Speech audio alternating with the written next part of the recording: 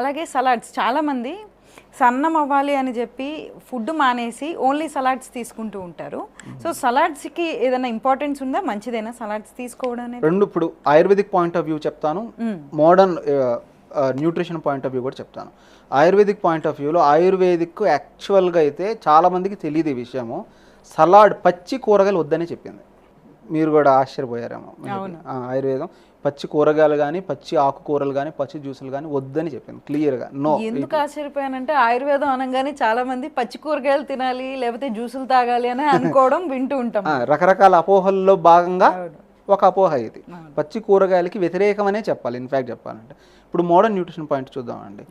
మన శరీరము చాలా తక్కువ ఆహార పదార్థాలని మాత్రమే పచ్చివి డైజెస్ట్ చేసుకోగలుగుతాం. లేదు అంటే మన శరీరం, హ్యూమన్ బాడీ, మానవ శరీరము ఏ ఆహారమైనా సరే ప్రాసెస్ అయిన తర్వాత, బాయిలింగ్ కానీ ఇది అయిన తర్వాతే డైజెస్ట్ చేసుకోగలదు ఈజీగా. ఇప్పుడు కొన్ని ఆహారాలు మాత్రమే పచ్చివి. బూడిద గుమ్మడికాయ అంటే తీసుకోమని కాదు, తీసుకోవచ్చు అని. అంటే రెండింటి మధ్య డిఫరెన్స్ నేను చెప్తాను తర్వాత. తీసుకోవచ్చు.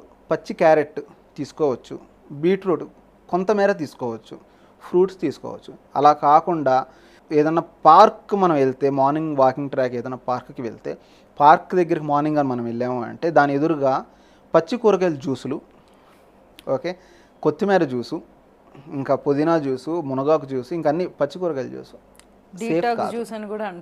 డీటాక్స్ అనేది ఒక పెద్ద మాయ. అన్నిటికంటే బిగ్గెస్ట్ డీటాక్స్ ఫుడ్ ఏంటిది? Balanced food. మళ్ళీ బ్యాలెన్స్డ్ ఫుడ్డే మనం చేసే అతిపెద్ద డీటాక్స్ మన శరీరానికి.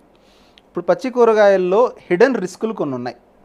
పచ్చి కూరగాయలు కానీ, పచ్చి ఆకుకూరలు కానీ, రెండు చాలా పెద్ద రిస్కులు ఉన్నాయి. ఈ రెండిట్లో ఏంటిది అనుకుంటున్నారు మీరు? గెస్ చేయండి. యాంటీ న్యూట్రియంట్స్ ఉంటాయి. కరెక్ట్. కరెక్ట్. యాంటీ న్యూట్రియంట్స్ ఒక పార్ట్. యాంటీ న్యూట్రియంట్స్ ఏమిటి అంటే మనం తిన్న తర్వాత డైజెషన్ అప్పుడు అది. దానికంటే ముందే ఒకటి ఉంది. ఒకటి పెస్టిసైడ్స్. అవును, ఒకటి పెస్టిసైడ్. ఇప్పుడు కూరగాయల మీద పెస్టిసైడ్స్ లేకుండా పెంచడం అన్నది ఇప్పుడు పేరుకు ఆర్గానిక్ అంటున్నాం, కానీ మనం చూడలేం. మన ఇంట్లో, మన పెరట్లో మనం పెంచుకున్నదే ఆర్గానిక్ అండి. ఒక్కసారి షాప్కి వెళ్ళి కొనుక్కున్న తర్వాత ఆర్గానిక్ నేనైతే నమ్మట్లేదు. పెస్టిసైడ్స్ వేసి పెంచుతున్నారు. ఈ పెస్టిసైడ్స్ అన్నవి ప్రాపర్ వాషింగ్ ద్వారా కొంత పోయిద్ది, కుకింగ్ ద్వారా పోయిద్ది. పచ్చి కూరగాయలు ఎలా తీస్తారు?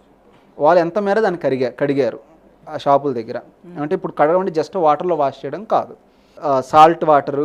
జనరల్గా నేను ఒక వాషింగ్ టెక్నిక్ చెప్తాను కూరగాయలకి వాషింగ్ టెక్నిక్ చెప్తాను. ఏమిటి అంటే 10 నిమిషాల సేపు నానబెట్టి కొంచెం లైట్ గోరువెచ్చటి నీళ్ళు, నిమ్మకాయ సాల్ట్, బేకింగ్ సోడా తర్వాత వేసుకున్నా ఇంకా మంచిదే. దీని తర్వాత కంప్లీట్ వాష్ చేసుకుని దాని తర్వాత కుకింగ్కి వాడుకోమని చెప్తాను కూరగాయలకి. ఏమిటి అంటే క్రిమి కీటకాలు కూడా కొంచెం తగ్గిపోతాయి, తర్వాత పెస్టిసైడ్స్ కూడా కొంచెం తగ్గిపోతాయి. First biggest risk pesticides. 2 germs and micro organisms, parasites కొన్ని ఉంటాయంటే ఇప్పుడు భూమి మీదే పండుతాయి అవన్నీ, ఇప్పుడు కూరగాయలు ఎక్సెట్రా. అక్కడ రకరకాల పారాసైట్స్ ఆ కూరగాయల మీదలో ఎంటర్ అవుతాయి, పైన లేయర్లో ఉంటాయి. కాలీఫ్లవర్ కానీ, క్యాబేజ్ కానీ, టమాటా కానీ, వీటన్నిటి మీద ఉంటాయి. అవి బాయిలింగ్ అయిన తర్వాత, ఉడకబెట్టిన తర్వాత చచ్చిపోతాయి సహజంగా. పచ్చి కూరగాయలు ఎలా చనిపోతాయి? నేను ఒక వీడియో చేశాను మా యూట్యూబ్ ఛానల్లో. యూపీలో ఒక నీట్ చదివే అమ్మాయి పచ్చి క్యాబేజీ తిని చనిపోయింది. ఇది మెడికలీ డాక్యుమెంటెడ్ కేసు, నేను ఊహించుకొని చెప్తున్నది కాదు, మెడికలీ డాక్యుమెంటెడ్ కేసు ఇది. ఫాస్ట్ ఫుడ్ సెంటర్ దగ్గర మనకు సహజంగా నూడిల్స్తో పాటు పచ్చి క్యాబేజీ పెడతారు. అట్లాగే ఆ రోజు క్యాబేజీ తినింది, పచ్చి క్యాబేజీ. ఆ పచ్చి క్యాబేజీ మీద ఒక పారాసైట్ ఉంది, అది తన శరీరంలోకి ఎంటర్ అయింది, బ్రెయిన్లో గుడ్లు పెట్టింది. 1 మంత్ తర్వాత తను చనిపోయింది. డాక్టర్స్ డాక్యుమెంట్ చేశారు దీన్ని. ఏమిటి అంటే తను ఈ కూరగాయలు తినడం వల్ల ఈ ప్రాబ్లం వచ్చి చనిపోయింది అని. మీకు ఇంకొక ఇంట్రెస్ట్ ఫ్యాక్ట్ చెప్పాలి అంటే, ఎపిలెప్సీ అనే వ్యాధి ఉంటుంది, ఫిట్స్, కామన్ వర్డ్. ఫిట్స్లో చాలామందికి వచ్చే ఫిట్స్ అంటే నాకు తెలిసి percentage maybe 40-50% of the fits ఒక సిస్టోసిస్ అని ఒకటి ఉంటుంది, బ్రెయిన్ ప్రాబ్లం అనమాట. అది ఎక్కువ ఎందుకు వస్తుందంటే ఈ పారాసైట్ వల్లనే వచ్చింది, అంత ఎక్కువ ప్రివేలెన్స్. అందుకనే పచ్చి కూరగాయలు అసలు వద్దని చెప్తాం. ఇదొక పార్ట్. ఇందాక మీరు చెప్పినట్టు యాంటీ న్యూట్రియంట్స్ చాలా పెద్ద పార్ట్. ఇంకా ఇప్పుడు మునగాకు తీసుకున్నాము, మునగాకు పచ్చిది తీసుకున్నాం. ఇప్పుడు మునగాకు ఎందుకు తాగుతున్నాం మనం? పోషకాల కోసం తాగుతున్నాం. దానిలో ఐరన్, లేదంటే విటమిన్స్, మినరల్స్ ఎక్సెట్రా. అవి మన శరీరానికి అందాలిగా, ప్రాపర్గా అందాలి.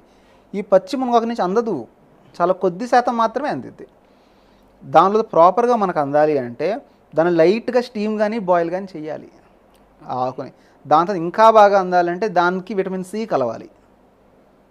విటమిన్ సి కలవాలి, కొంచెం నిమ్మరసం పిండమని చెప్తాను, లేదా ఆమ్ల. అప్పుడు మన శరీరం ప్రాపర్గా దాన్ని డైజెస్ట్ చేసుకొని దాన్ని మన శరీరంలోకి ఇంకించుకోగలదు. దీన్నే బయో అవైలబిలిటీ అంటాం.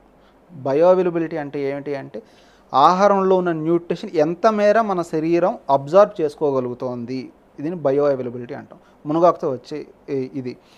ఇప్పుడు తెలుగు స్టేట్స్లో కామన్ యూనిక్ ఆహారం ఏమైనా ఉంది అంటే మనకి ఆకుకూర పప్పు. సహజంగా మనకి ఎక్కడ దొరకదు. అవును, మనకి నార్త్ ఇండియాలో కానీ ఎక్కడ కానీ పప్పు ఉంటుంది, దాల్ ఉంటుంది, లేదా ఆకుకూరలతో సపరేట్గా ఏమైనా చేస్తారు. కానీ ఆకుకూరని పప్పులో కలిపి ఒక కాంబినేషన్ ఫుడ్ లాగా మేబీ మన తెలుగు స్టేట్స్లో చేస్తాయి అనుకుంటున్నాను నేను.